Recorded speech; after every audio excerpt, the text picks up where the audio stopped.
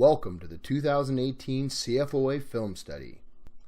The subject for this film study are the new rules in the 2018 NFHS rulebook. There are two significant rule changes for the 2018 high school football season, and we'd like to discuss them in this brief video. We hope that by viewing this instructional video, all players, coaches, and officials will be prepared to successfully implement these changes. The narrative for this film study was provided by CIF Rules Interpreter, Steve Coover. I'm your host, Mark Andrews. So let's get started. As we all know, just prior to the game, the head coach is responsible for verifying to the referee that all his players are legally equipped and will not use illegal equipment. Common examples of illegal equipment could be the wearing of extra long cleats, a cast that is not properly padded, a tinted visor, or a player's jersey that is cut so that it only extends to the bottom of the breastplate of the shoulder pads. Should a player subsequently be detected wearing illegal equipment, the penalty provisions remain unchanged and result in an unsportsmanlike foul charged to the head coach. And as always, officials will observe all equipment during the warm-up period and work with players and coaches to make any necessary corrections.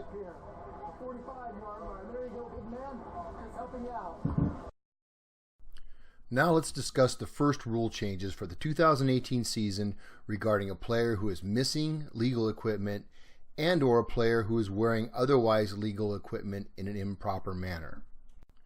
A player who is missing his hip pads is an example of a player who is missing legal equipment. A player whose knees are not covered by his pants is a common example of a player who is wearing legal equipment in an illegal manner. The penalty for a player with missing or improperly worn legal equipment has changed from a distance penalty against the team to removal of that player for at least one down. This rule change eliminates the previous distance penalty for failure to properly wear legal or required player equipment when the ball is about to become live. Instead, the player is now ineligible to participate for one down.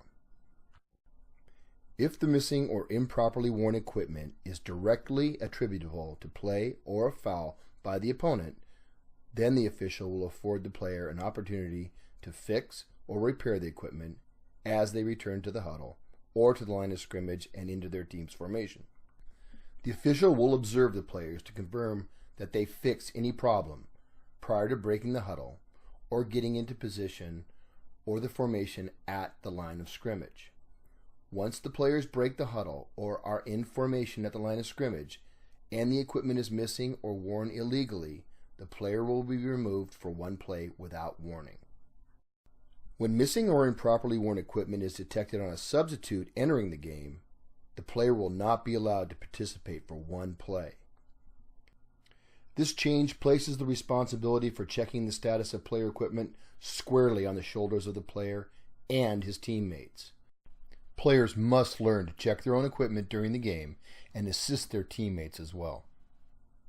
If the repair of any faulty player equipment requires the assistance of a team attendant or delays the ready for play for more than 25 seconds, the head coach may use a timeout to repair the faulty equipment.